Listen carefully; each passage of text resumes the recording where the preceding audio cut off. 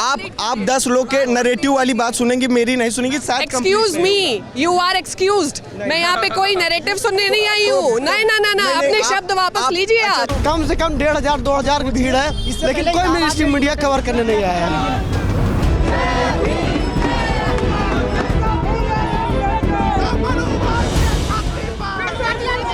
मनुवादी आदमी है।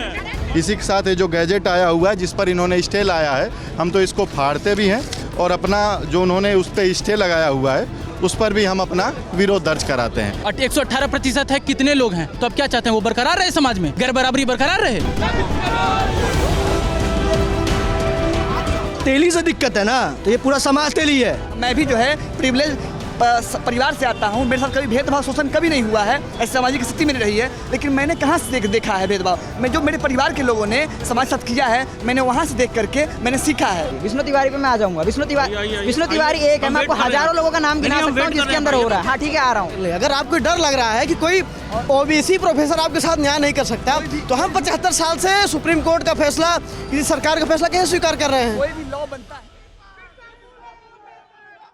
Promotion of equity regulations 2026, UGC ने ये रेगुलेशंस जारी किए, ये नोटिफिकेशन जारी हुआ। इसका बैकग्राउंड थोड़ा सा पुराना है, 2012, 2013, फिर 2019 और अब मैं जब खड़ी हूँ तो 2026 है।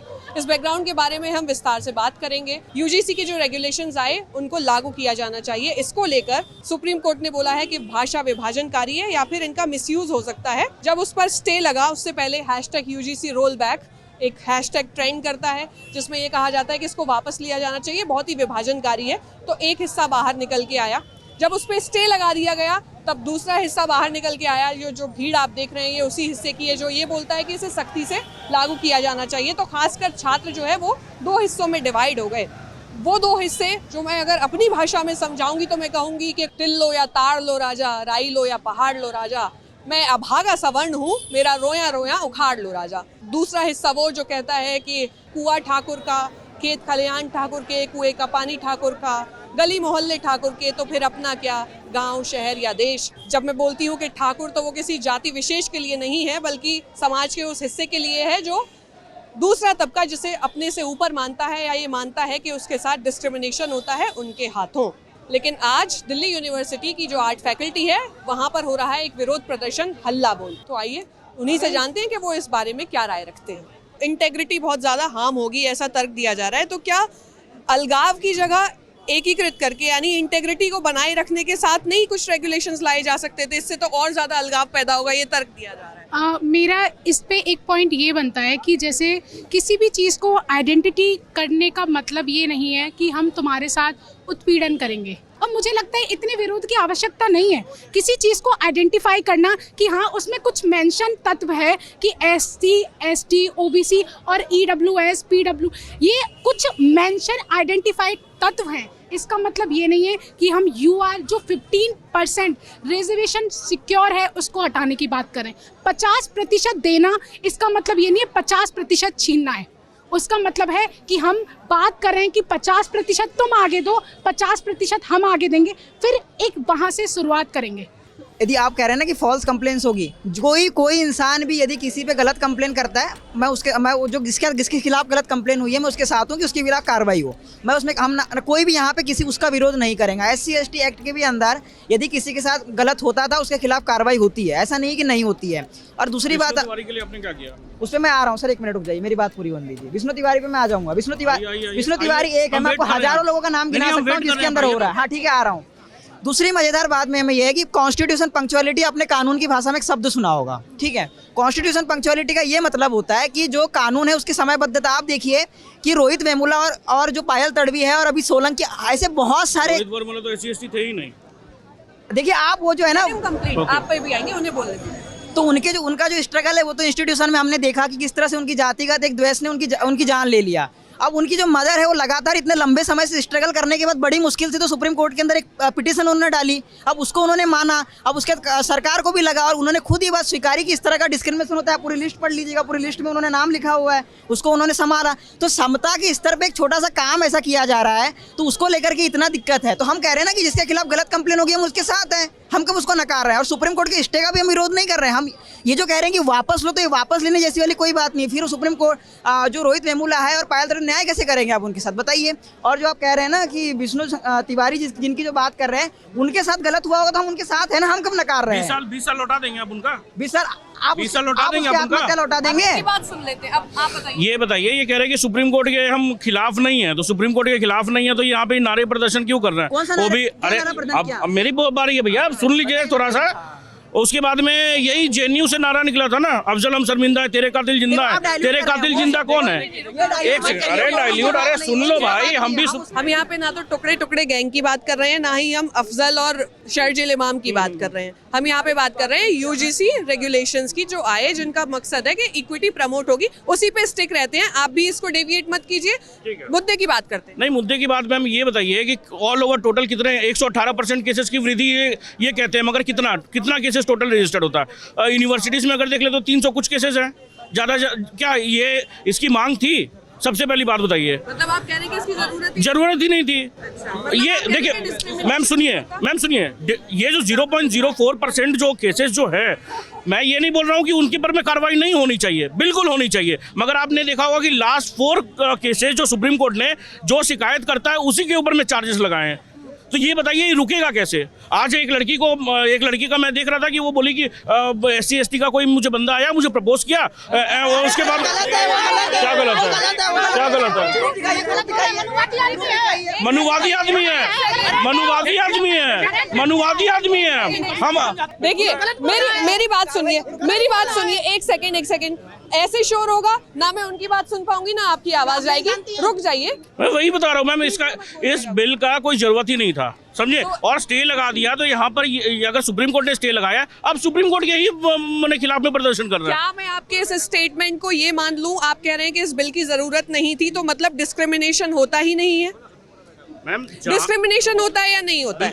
होता है, ये हर फील्ड में है। तो जहाँ भी डिस्क्रिमिनेशन होता है तो उसके लिए नियम कायदों की जरूरत पड़ती है। बिल्कुल पड़ती है। आप कह रहे हैं कि इसकी जरूरत ही नहीं थी। ऐसे केसेस में जो कन्विक्शन रेट है वो 10% है, तो क्या आप ये कह रहे हैं कि बाकी के जो 90% केस होते हैं वो झूठे होते हैं?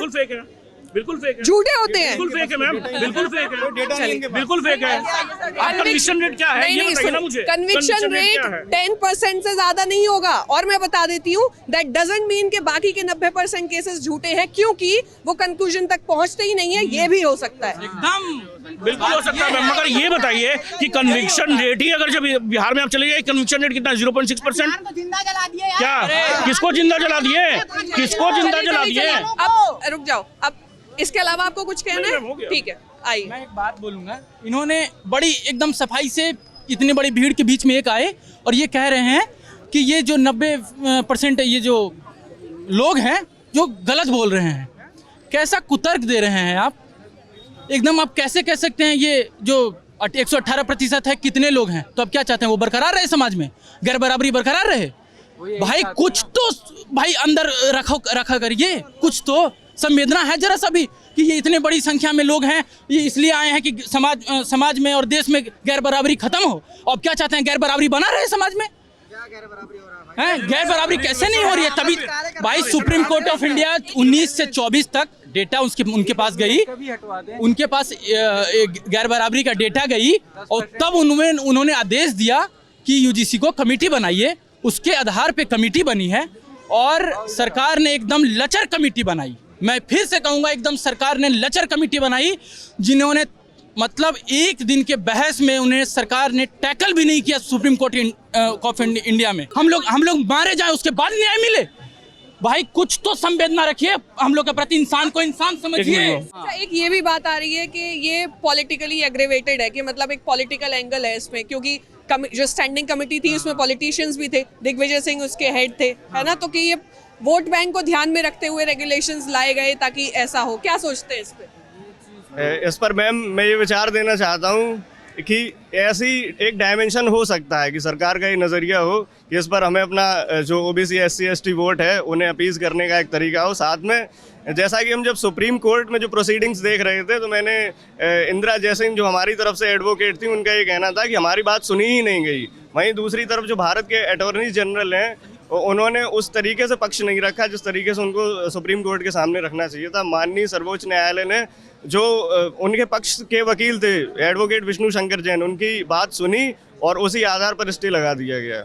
तो मैं इस पर ये ज़रूर कहना चाहूँगा कि कहीं ना कहीं जो सरकार का रवैया था वो ढीला रहा, कमज़ोर रहा। सबसे पहली बात तो यही कि एक ऐसी कमेटी बनाई गई जिसने जल्दबाजी में सारे नियम और गाइडलाइंस बनाए हैं। अब जैसे कि ये भाई बात कर रहे थे SRCC के मैटर पर, इन्होंने फैक्ट चेक नहीं किया, इन्होंने ये नहीं देखा कि ये फेक न्यूज़ थी और SRCC ऑफिशियल ने खुद ये जारी किया है स्टेटमेंट कि वो फेक न्यूज़ है। हमारे जो इंस्टीट्यूशन है, जो कॉलेज है, उसकी रेपुटेशन को ख़राब ना किया जाए। स्टिल वो ये आकर के यहाँ पर बात बोलते हैं। ये व्यक्ति कहते हैं कि 90% में कन्विक्शन नहीं होता है। मैं इनसे ये सवाल पूछना चाहता हूँ कि आज से 6 साल पहले एक केस हुआ था मनीषा वाल्मीकि का, एक SC समाज की लड़की जिसका रेप होता है और पुलिस ने उसको रात में 12 बजे 1 बजे जलाया।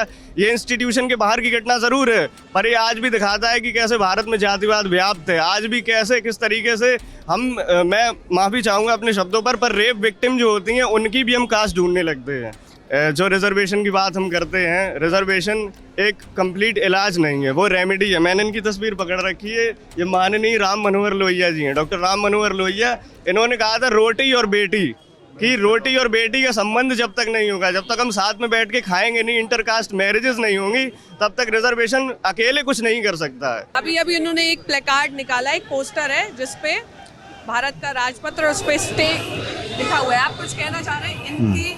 हाँ, मतलब इन्हीं के ही बात पे आपके सवालों पर भी कि इतिहासकार, अफ्रीकन इतिहासकार चिनुआ अचेबे बोलते हैं कि जब तक कोई हिस्ट्री है या कहानी है, आप एक शिकारी के नज़रिए से देखेंगे तो वैसे ही दिखेगी, लेकिन उस इतिहास को आपको वो जो जिसका शिकार होना है, हिरन के भी नज़रिए से आपको देखना चाहिए, तब आपको तथ्यपरक चीज़ें मिलेंगी।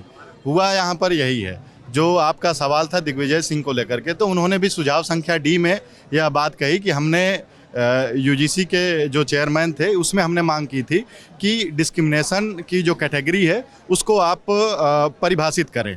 दूसरा जवाब है कि इससे पहले भी तमाम बिल आए हैं, तमाम इस तरीके के नियम आए हैं।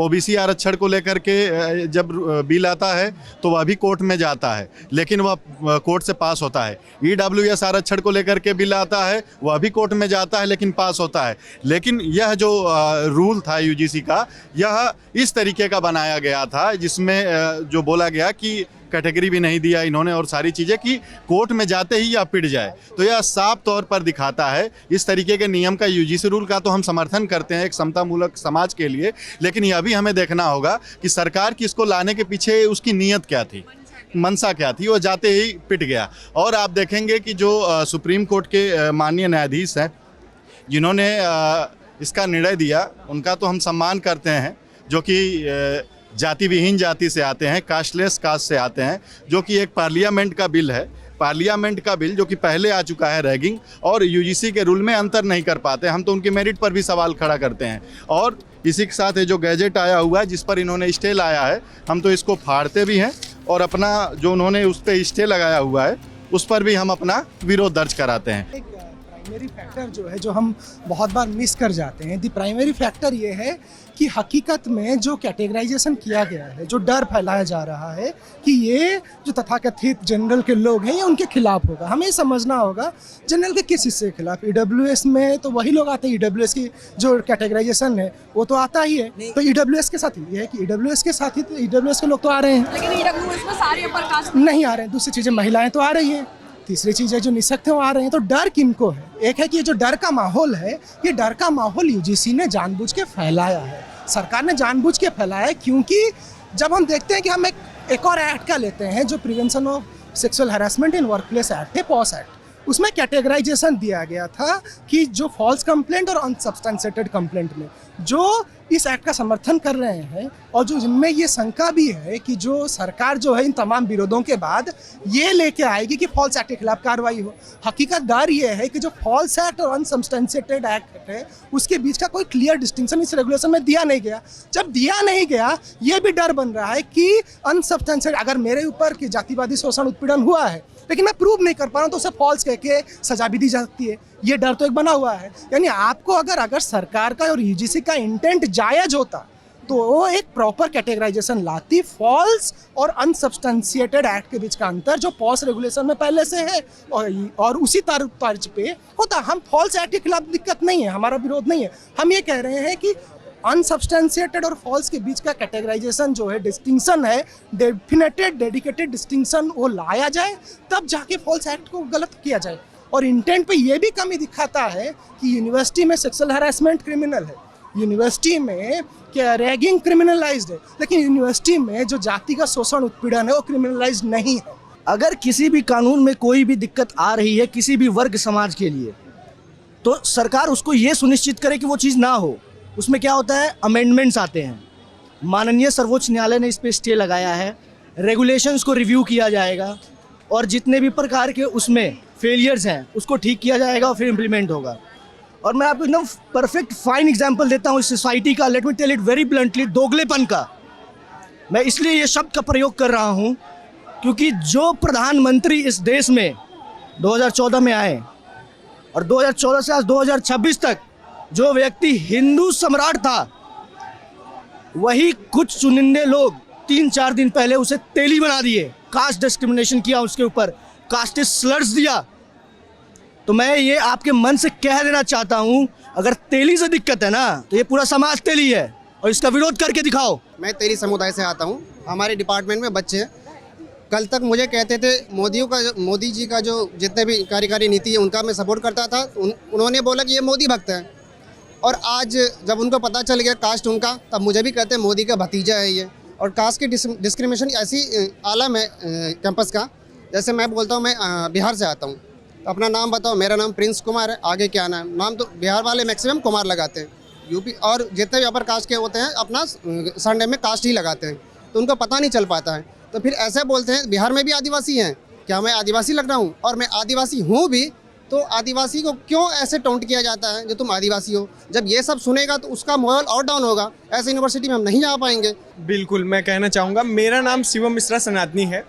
पहले तो मैं क्लियर करना चाहूँगा, बताया आपने अपना मैंने इस जानबूझ के बताया क्योंकि विवाद इस तरीके का चल रहा है। आपने पूरा जो है कवर किया इस तरफ से कवर किया, तो अभी मैं अगर ऐसा कुछ बोलता तो लोग कहते कि मैं जैसे धूर्ता कर रहा हूँ, तो इसलिए मैंने अपना पूरा नाम बता के फिर अपना स्टैंड रखा। 2-3 चीज़ें मैं बता दूं, चूँकि आप दिल्ली विश्वविद्यालय के आंदोलन में आई है तो शुरू से शुरू कर दूं। अभी हम लोगों ने छात्र एकता को लेकर आंदोलन किया था कि ये कानून कैसे छात्र एकता के विरुद्ध में है, कैसे छात्रों को आपस में लड़ा रहा है। उसके लिए कुछ और आपको करने की ज़रूरत नहीं है, आप इधर देख लीजिए, आपको समझ में आ जाएगा कैसे ये छात्रों को लड़ा रहा है। नंबर 1। नंबर 2, ये जो भीड़ है ये छात्रों की भीड़ नहीं है, ये तमाम उन छात्र संगठनों की भीड़ है जो देश की राजनीति करते हैं, जो पॉलिटिकल पार्टी की राजनीति करते हैं। आयशा, दिशा और इसमें NSUI के भी कुछ सदस्य हैं, इसमें समाजवादी छात्र सभा के भी कुछ सदस्य हैं। तीसरी बात, रही बात जो है एक्ट की, तो एक्ट के जिन प्रावधानों पे छात्रों का विरोध था वो ये था कि जब आप SC, ST, OBC को एक जो है गतिविधि में ले लेते हैं कि ये आपस में कोई जातिवाद नहीं लेते, तो एकदम पूरी तरीके से एकदम अंधा परसेप्शन है। क्योंकि NCRB का डेटा जो कहता है कि जनरल से ज़्यादा OBC जो है सम्मिलित है SC, ST के अगेंस्ट एट्रोसिटीज़ में ना। ये मैं तो कह नहीं रहा हूँ, ये तो NCRB का डेटा कह रहा है। नंबर 2 जो है हमारे पास SC, ST एक्ट उपलब्ध है, 2012 का एट्रोसिटी एक्ट उपलब्ध है, विमेन सेल है, दुनिया भर के सेल हैं। उसके बाद आपको ज़रूरत क्या थी ऐसा कोई बिल लाने की? एक्ट के जिन प्रावधानों पे हमारा तल्ख विरोध था वो ये था कि पहली बात तो आप SC, ST, OBC को एक कर दिए, वोट बैंक की राजनीति में, जनरल को अलग कर दिए। तो ये तो इंडियन ट्राइबल एक्ट जो था ब्रिटिशर्स का, जिसमें ट्राइब्स को जन्मजात अपराधी घोषित कर दिया जाता था, कुछ उसी तरीके से जनरल स्टूडेंट्स को तथाकथित एक वर्ग को जन्मजात जातिवादी घोषित कर दिया गया। तो ये कहाँ का न्याय है? जब आप ये बोलते हैं कि इसकी तो जरूरत ही नहीं थी, इट मींस कि आप कह रहे हैं कि सुप्रीम कोर्ट ने जो माना कि वो तो केवल कागजों में था और उसका तो मैंने नहीं कहा। ये आपने, मेरे पास रिकॉर्ड हुआ है, आपने बोला है, आपने बोला है ऐसा कानून लाने की जरूरत ही क्या थी, शब्दशः आपने ये बोला। आप मेरी बात सुनेंगे? मैं आपकी बात सुन के ही एड्रेस कर रही हूँ। आपके पहले 4 लाइनें कही।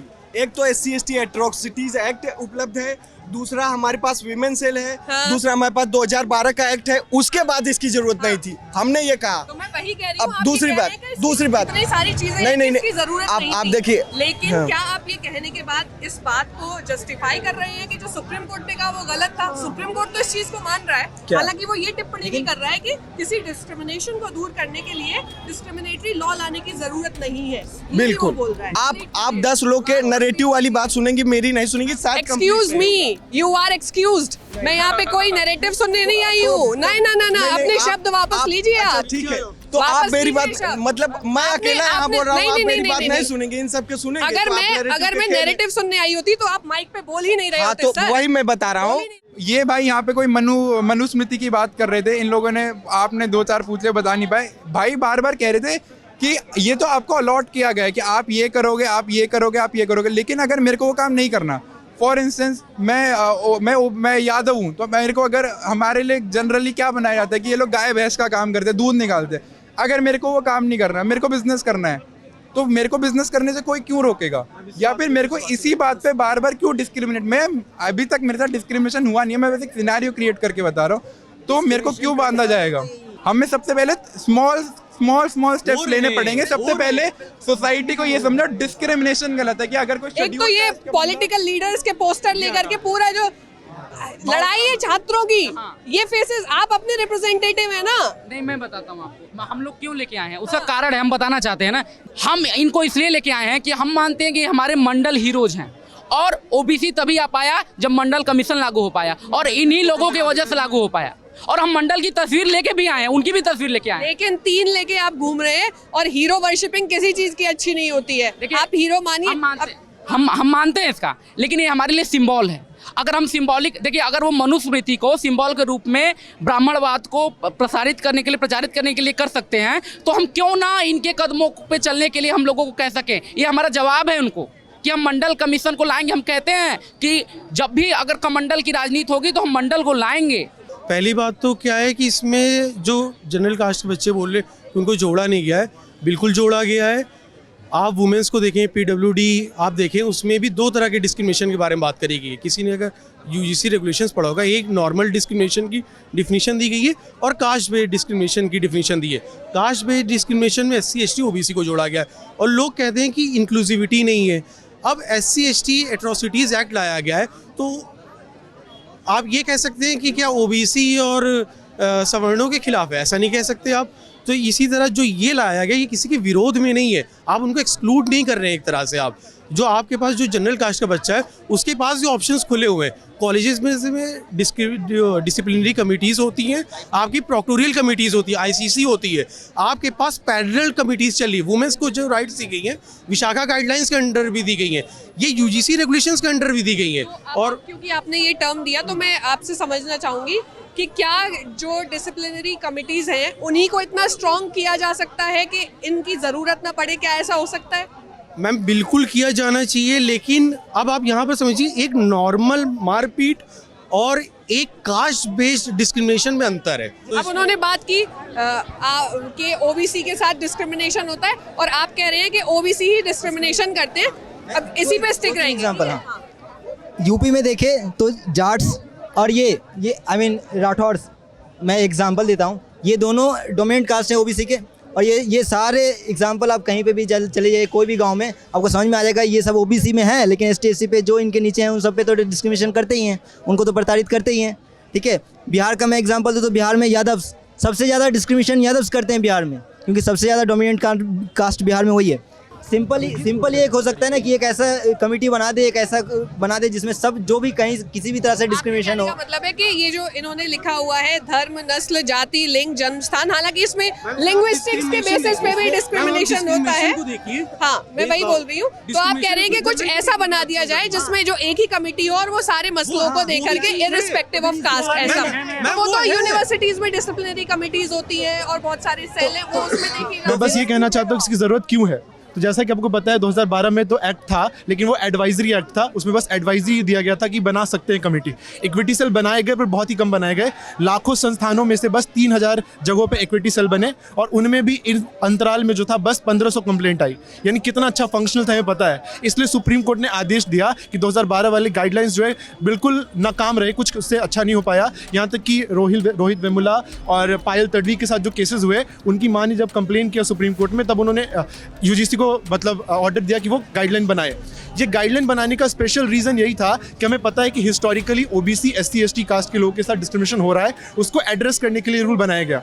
बहुत सारे लोग इसके गलत मतलब निकाल रहे हैं। वहाँ पे ये नहीं लिखा कि बस जनरल ओबीसी, एससी, एसटी खिलाफ कर सकता है। वहाँ लिखा है कि कोई भी ओबीसी भी अगर एससी, एसटी खिलाफ करता है वो भी इसमें कवर होगा, एसटी अगर एससी खिलाफ करता है वो भी कवर होगा। बस इसमें एक चीज़ की गई है, यहाँ पे लिखा गया है कि जनरल को विक्टिम नहीं बनाया गया है। तो मैं बस ये कहना चाहता हूँ, जिस तरह हम लोग देखते हैं कि डोमेस्टिक वायलेंस एक्ट होता है, उसमें लिखा जाता है कि महिला का नाम लेके उन्हें अधिकार दिया जाता है कि वुमेन के साथ हो सकता है। जिसी तरह एससी, एसटी एक्ट में एससी, एसटी को मेंशन किया जाता है, इसलिए किया जाता है क्योंकि वो डिप्रेस्ड सेक्शन से आए हैं और मेजरली उनके साथ ये चीज़ होती है, इसलिए उनको एक स्पेशल अधिकार इस लॉ के हिसाब से दिया गया है। इसका मतलब ये नहीं कि दूसरों का अधिकार नहीं है। डिस्क्रिमिनेशन की परिभाषा में जनरल इंक्लूडेड है, लेकिन कास्ट डिस्क्रिमिनेशन की परिभाषा में ओबीसी, एससी, एसटी बस इसमें है। तो यही कहना चाहेंगे कि रूल बहुत अच्छा है। अगर छोटे मोटे अमेंडमेंट जो लोग डिमांड कर रहे हैं, जैसे मिसयूज के खिलाफ कानून होना चाहिए, वो सब होने चाहिए, बाकी सब चीज़ें सही है।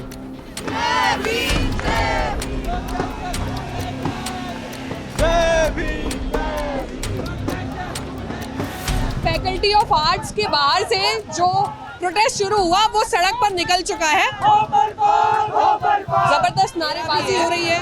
वो जो यूजीसी के रेगुलेशंस थे उनके समर्थन में ये प्रोटेस्ट हो रहा है, यानी वो जो रेगुलेशंस जिन पर स्टे लगा दिया गया है उनको लागू किया जाना चाहिए, ऐसा प्रोटेस्टर्स जो यहाँ पर हैं, जिसमें बहुत सारे छात्र हैं, वो कर रहे हैं। जो डेटा आया है कि 118% कास्ट डिस्क्रिमिनेशन में इंक्रीज हुआ है, वो बहुत चिंताजनक इशू है, बहुत ग्रेव इशू है। सुप्रीम कोर्ट के स्टे के बाद भी ये प्रोटेस्ट करने की जरूरत क्यों समझी आप लोगों ने? क्योंकि सुप्रीम कोर्ट का स्टे एक स्पेसिफिक प्रेशर की वजह से आया है। वो स्पेसिफिक प्रेशर इसलिए आया है क्योंकि जो लोग एक्चुअली ये कास्टिज्म करते हैं उनके बीच डर का माहौल है, वो प्रोटेस्ट कर रहे हैं, वो पूरे देश भर में इसको एक बड़ा इशू बना रहे हैं, जिस वजह से सुप्रीम कोर्ट को स्टे देना पड़ा है। एक और चीज़ है कि ये सिर्फ लोअर कास्ट स्टूडेंट्स की बात नहीं हो रही है उस रेगुलेशन में।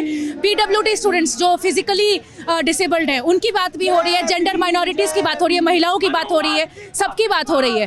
तो इतनी तकलीफ क्यों हो रही है उन लोगों को, और ये एक ही स्पेसिफिक तबके के लोगों को ही हो रही है। इसका मतलब है वो डरते हैं कि वो जो चीज़ रेगुलरली कर रहे हैं वो नहीं कर पाएंगे और खुल के, इसी वजह से वो इतना इस पे प्रोटेस्ट कर रहे हैं। ये जो इक्विटी को प्रमोट करने के लिए रेगुलेशंस आए, सबसे तेज जो आवाज उठी वो ये थी कि इसका मिसयूज होगा। जी, हमारे देश के कानून में पर्जरी का कानून बना हुआ है। बीएनएस के 272 से 277 से 279 का जो सेक्शन है वो बोल रहा है कि अगर आप कानूनी किसी भी अधिकारी के सामने झूठी गवाही देते हो तो आपके खिलाफ 7 साल तक आपका जेल हो सकता है। जब किसी भी कानून के मिसयूज के खिलाफ कानून ऑलरेडी बन चुका है तो अलग से किसी अधिनियम को स्ट्राइक डाउन करने का कोई मतलब नहीं बनता है। अगर कहीं पे कोई झूठी गवाही पकड़ी जाती है तो उसके खिलाफ कानूनी कार्रवाई हमेशा ही हो सकती है। मिसयूज के नाम पे दहेज, डाउरी, रेप, बलात्कार, चोरी, हर कानून को स्ट्राइक डाउन किया जा सकता है। तो ये कोई ग्राउंड नहीं है किसी कानून को खत्म करने का। अब देखते हैं कि 19 मार्च की सुनवाई में क्या होता है। तब तक के लिए सुप्रीम कोर्ट ने 2012 की जो गाइडलाइंस थी उन्हीं को जारी रखा है। जब तक इस पर अंतिम फैसला नहीं आ जाता तब तक वही गाइडलाइंस जारी रहेंगी। सुप्रीम कोर्ट की एक ये भी टिप्पणी थी कि क्या जनरल कैटेगरी जो है, सामान्य वर्ग, वो भेदभाव का शिकार नहीं हो सकते। आप इस पे क्या कहेंगे? तो उनके लिए तो है, वो ईडब्ल्यूएस में उनको दिया है तो वो ईडब्ल्यूएस में तो कर सकते हैं। और डेटा के हिसाब से आप बात करिए, डेटा अभी 2012 से इस तरह का कानून लागू है उसमें SC ST के लिए। क्या अभी कोई ऐसा केस है कि जनरल कैटेगरी के साथ भेदभाव हुआ हो? बात इसमें यही है कि जिन लोगों की एक अधिकार है यूनिवर्सिटी में जो दूसरों का हक खा करके बैठे हुए हैं, वो ये नहीं चाहते कि अब तो हमें उनका हक देना पड़ेगा, अधिकार देना पड़ेगा, इसलिए उनको दिक्कत हो रही है और वो इस कानून का विरोध कर रहे हैं। सुप्रीम कोर्ट की तमाम कमेंट्स, टिप्पणियों को ध्यान में रखने के साथ साथ हमें ये भी देखना पड़ेगा, क्योंकि जब भी डिस्क्रिमिनेशन की या फिर क्राइम अगेंस्ट सर्टेन कम्युनिटी की बात आती है तो बात आती है रिप्रेजेंटेशन की, कि वो लोग हैं कितने असल में पॉलिसी मेकिंग में, या फिर अगर मैं महिलाओं का ही एग्जाम्पल लूँ तो पॉलिसी मेकिंग में कितनी महिलाएं हैं, पुलिसिया सिस्टम में कितनी महिलाएं हैं। तो इन सारी चीज़ों को भी ध्यान में रखा जाना चाहिए। जब ये मुद्दा उठा है तो मैं इस बात को बोल भी रही हूँ, क्योंकि हमारी सोसाइटी में इनग्रेन्ड है बहुत तरह का डिस्क्रिमिनेशन। वो एक ब्रूटल रियलिटी है, लेकिन उसको ये कह के जस्टिफाई नहीं किया जा सकता कि ये तो समाज का सच है, ये तो रहेगा ही, अनवरत चलता रहेगा। नहीं, मैं रिसर्च कर रहा हूँ, मेरी पीएचडी को 9वां साल होने जा रहा है और सबमिशन नहीं लिया जा रहा है यूनिवर्सिटी की ओर से, इसी दिल्ली यूनिवर्सिटी की ओर से। ठीक है, क्यों नहीं लिया जा रहा है इसका कोई कारण वो अभी तक नहीं बता पाए हैं, इसलिए मैंने अभी हाईकोर्ट में ये मामला दिया हुआ है कि आखिर क्या कारण कि ये नहीं ले रहे हैं, उसका कुछ कारण बताया जाए ताकि इसको देखा जाए। ठीक है, अगर मैं मेरा 9 साल में इसमें समय दे रहा हूँ तो क्या पीएचडी 9 साल की होती है? 5 से 6 साल की होती है। आपने हमारा 3 साल खा लिया, 3 साल में हमें पैसे चाहिए, खर्चे चाहिए ना, हमारे पास रोजगार है तो हम कहाँ से उसको खर्च करेंगे ना। ये अभी जो है और कुछ चीज़ें हैं, आपका समय जा रहा है, आपकी समय ली जाती है, हर चीज़ इस तरह से जाता है। तो और ये मामला यूजीसी रेगुलेशन से बिल्कुल यूजीसी रेगुलेशन इसलिए जुड़ा हुआ है क्योंकि मैं ओबीसी समाज से आता हूँ और वो डिस्क्रिमिनेशन की वजह से बिल्कुल रोहित वेमुला के साथ क्या हुआ, मांडवी के साथ क्या हुआ, क्यों आत्महत्या करनी पड़ी? मैं तो सबल हूँ, मैं लड़ सकता हूँ, एक के हजारों से लड़ सकता हूँ, इसलिए मैं पीछे नहीं हटा। सुप्रीम कोर्ट ने कमेंट किया कि मिसयूज हो सकता है। मिसयूज ऐसा कोई भी लॉ नहीं बना है पूरे वर्ल्ड में जिसका मिसयूज पॉसिबल नहीं है। आप लेकिन लॉ बनता क्यों है? क्योंकि ज़रूरत है। आप ज़रूरत को ध्यान में नहीं रख रहे हो। जैसे कि मैं बारिश में आज भीग रहा हूँ, आप मुझको छाता नहीं दे रहे हो, लेकिन अगले आदमी को लगता है कि कल बारिश हो सकती है, आप उसको छाता पहले दे रहे हो। ये उस तरह की बात है कि प्रिजम्पशन पे जजमेंट आ रहे हैं। जो अभी फैक्ट्स हैं कि जातिगत भेदभाव इंस्टीट्यूशन में बढ़ रहे हैं, उसको नज़र में नहीं रखा जा रहा है। किसी के साथ हो सकता है, उसके लिए आप वो कानून रोक दे रहे हैं। केसेस तो ऐसे भी हैं कि सामान्य वर्ग के जो लोग हैं उनके साथ ऐसा हुआ है कि भाई फर्जी केस लगा करके उनको फंसाया गया। मैं बिल्कुल सहमत हूँ। फर्जी केस और केस ना साबित कर पाना दोनों अलग बात है। अगर ये मैं मोबाइल लेके जा रहा हूँ, कोई मुझसे छीन के लेके भाग जाता है, अगर मैं कंप्लेन करता हूँ और ये मैं साबित नहीं कर पाता हूँ कि किसने मेरा फ़ोन छीना है, इसका मतलब ये नहीं कि मेरे साथ मेरा फ़ोन नहीं छीना गया है। और अगर कोई फर्जी बात होती है तो फर्जी मतलब इंटेंशन होगा मेरा किसी को फंसाने का, वो तो ऑलरेडी क्राइम है।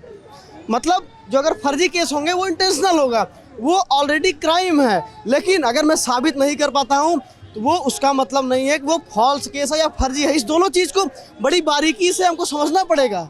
हम साबित नहीं कर पाते इसका मतलब हम फर्जी नहीं है। देश में इस प्रकार देखिए, मूछे कोई लंबी रखता है तो उसको गोली मार दी जाती है, कोई बुलेट पे चलता है तो उसके गोली मार दी जाती है। मनीषा वाल्मीकि हत्याकांड देखिए आप, इस प्रकार की मतलब ये जो शोषण हो रहे दलितों के साथ ही क्यों होते हैं? सबसे बड़ा सवाल ये है। और मिसयूज की बात है तो क्या दहेज प्रथा का मिसयूज नहीं होता? उस पर प्रश्न नहीं खड़ा होता? तो अगर मिसयूज की बात है तो अन्य भी तो हैं, इन सब चीज़ों को ध्यान रखना चाहिए। दलितों को सच एग्जाम्पल कहने का मतलब उनका ये है कि अगर आपका दहेज उन्मूलन केस है या फिर डाउरी के जो केसेस लगते हैं, बहुत सारे फर्जी भी होते हैं, लेकिन उसका मतलब ये नहीं है कि आप इस फैक्ट को नकार दें कि दहेज के लिए लड़कियों की हत्या नहीं होती या उन्हें मार नहीं दिया जाता या उन्हें प्रताड़ित नहीं किया जाता। और इसके साथ ये भी चीज़ है कि जब आप किसी समस्या को लेकर डिनायल मोड में आ जाते हैं कि ये तो है ही नहीं, तो आप उसके उपाय के बारे में कैसे ही सोच पाएंगे। अब जरूरत है कि मार्क्स की थ्योरी को अप्लाई करें। बिल्कुल डिवीजन एकदम क्लियर है, सब अपने असली रंग में आ गए हैं। चाहे वो पत्रकार हो, चाहे वो जज हो, ब्यूरोक्रेट हो, चाहे सरकार में मंत्री हो, जो कानून पत्रकार भी बिल्कुल आप देखिएगा, इतना बड़ा प्रोटेस्ट है, कोई भी मेन स्ट्रीम मीडिया में कहीं नहीं चलेगा। 150 लोग उनके लोग इकट्ठा होंगे, उनकी जात के लोग इकट्ठा होंगे तो बताएंगे कि पूरे देश में सब कुछ बंद हो गया है। इस तरह से आप देखिए, कम से कम 1500-2000 की भीड़ है, लेकिन कोई मेन स्ट्रीम मीडिया कवर करने नहीं आया है। आप देखिएगा मेन स्ट्रीम मीडिया में नहीं चलेगा। बिल्कुल पत्रकार बिके हुए हैं हमको, बिल्कुल अगर आप डाटा निकाल के देख लेंगे तो बिल्कुल आपको पता चल जाएगा कि वो जो समर्ड मीडिया है वो बिल्कुल एक तरीके से आपका पक्ष दिखाएगा ही नहीं। वो बार बार ये फोर्स करेगा कि हमारे साथ अत्याचार हो सकता है, लेकिन ये स्वीकार नहीं करेगा कि हम अत्याचार करते हैं। और दूसरी बात जो कहा जाता है इसका मिसयूज का, तो मिसयूज इसके ऊपर कार्रवाई होने से पहले इक्विटी कमेटी रहेगी। इक्विटी कमेटी के जो हेड रहेंगे वो डीन या जो वीसी है वो रहेंगे, 3 प्रोफेसर रहेंगे, आपको 2 प्रोफेशनल रहेंगे, 1 नॉन टीचिंग स्टाफ रहेगा, 2 छात्र प्रतिनिधि रहेंगे, 1 महिला रहेगी। इन सब के बावजूद अगर लगता है आपको कि इसमें निर्णय नहीं हो सकता है, तो फिर हम लोग भी सर्वोच्च न्यायालय के निर्णय को मानने के लिए बाध्य नहीं होंगे, क्योंकि वहाँ भी हमारा रिप्रेजेंटेशन बिल्कुल नहीं है। तो क्या ऐसे तो नहीं चलेगा ना, इतना विश्वास। और दूसरी बात, डेटा आप देखते हैं तो केवल जो 45 सेंट्रल यूनिवर्सिटी है उसमें केवल 4% लोग ही ओबीसी समाज से हैं। तो फिर भी हम लोग रिप्रेजेंटेशन की बात करें, मतलब कॉलेजियम की, और आप जजेस के नंबर। मैं बात करना चाहता हूँ, एक बहुत बड़ा मुद्दा उठा था कि इस जो कमेटी बन रही है, स्क्वाड कमेटी, इक्विटी कमेटी, उसमें जनरल कैटेगरी का कोई नहीं है। पहली बात तो वो है कि अनजस्टिफाइड है उनका तर्क कि 90% प्रोफेसर उनके, वाइस चांसलर उनके, HOD उनके, और जो सीनियर प्रोफेसर सब उनके। तब देखिए वो नहीं मान रहा है कि हमारे एक आदमी नहीं, क्योंकि लिखा नहीं है। अनडिक्लेयर्ड रूप से 4 से 5 जनरल या सवर्ण कैटेगरी के लोग रहेंगे। लेकिन सोचिए, सुप्रीम कोर्ट में जब आपका कोई ओबीसी नहीं है तो हम कैसे फैसला स्वीकार कर ले? अगर आपको डर लग रहा है कि कोई ओबीसी प्रोफेसर आपके साथ न्याय नहीं कर सकता, तो हम 75 साल से सुप्रीम कोर्ट का फैसला, किसी सरकार का फैसला कैसे स्वीकार कर रहे हैं? तो ऐसे कास्टलेस सोसाइटी कैसे बनेगी? मतलब ये हमको लगता है ना, अगर क्लॉक्ड है, कुछ दिखाई नहीं दे रहा है। बिल्कुल, मुझको लगता है ना कि अगर आप हिटलर की टाइम पे जाएंगे, हिटलर ने जब अपनी जो है फांसीवादी जो सोच थी कि हम सबसे सुप्रीम हैं, जब वो विश्व युद्ध द्वितीय खत्म हुआ, उसके बाद उन लोगों ने अपनी गलती स्वीकार की कि हम लोगों ने गलत किया। तो जब जिसने शोषण किया है, जब तक वो आगे आके नहीं गलती स्वीकार करेगा, तब तक ये पॉसिबल नहीं है कि कास्ट सिस्टम अबॉलिश हो सके। जैसा राम मनोहर लोहिया ने कहा था, गलती स्वीकारनी पड़ेगी। बिल्कुल, जैसा राम मनोहर लोहिया ने कहा था कि जो सवर्ण समाज के लोग हैं उनको नमक और खाद बनना होगा, ताकि वो लोग अपने आप को गला करके ये जो है सामाजिक न्याय का सिद्धांत जो है समाज में लागू कर सके। तो उनको ही आगे आना पड़ेगा। मैं भी जो है प्रिविलेज परिवार से आता हूँ, मेरे साथ कभी भेदभाव शोषण कभी नहीं हुआ है, ऐसी सामाजिक स्थिति में रही है, लेकिन मैंने कहाँ से देखा है भेदभाव? मैं जो मेरे परिवार के लोगों ने समाज साथ किया है, मैंने वहाँ से देख करके मैंने सीखा है। और दूसरी बात, जब भी सामाजिक विषयों का विचार करना चाहिए तो अपने आप को या अपने समुदाय को केंद्र में रखकर नहीं करना चाहिए, व्यापक समाज हित को केंद्र में रख करके इसका विचार करना चाहिए। तो सुप्रीम कोर्ट ने यूजीसी रेगुलेशंस को अस्पष्ट और विभाजनकारी बताया और उस पर स्टे लगाया। 13 तारीख को नोटिफिकेशन आया, 29 जनवरी को इस पर स्टे लगा दिया गया। कुछ लोग यूजीसी रेगुलेशंस के स्टे के बाद उसके समर्थन में हैं, तो कुछ ऐसे हैं जो उसका विरोध कर रहे हैं। विरोध करने वालों का कहना है कि अगर समस्या को डिनाई कर दिया जाएगा कि ये प्रॉब्लम है ही नहीं, तो उसके उपाय के बारे में भी सोचना मुश्किल हो जाएगा। फिलहाल इसकी अगली सुनवाई 19 मार्च को होगी। देखना ये होगा कि किन संशोधनों के साथ इसको दोबारा से लाया जाता है। तो इस पूरे मामले पर आप क्या राय रखते हैं, हमें कमेंट सेक्शन में बता सकते हैं। जिसकी ये कोशिश आपको कामयाब लगी हो तो वीडियो को लाइक कीजिएगा, चैनल को सब्सक्राइब कीजिएगा। मैं मेधा फिर मिलूंगी आपसे हिंदुस्तान के किसी दूसरे गाँव या शहर में किसी और हकीकत के साथ।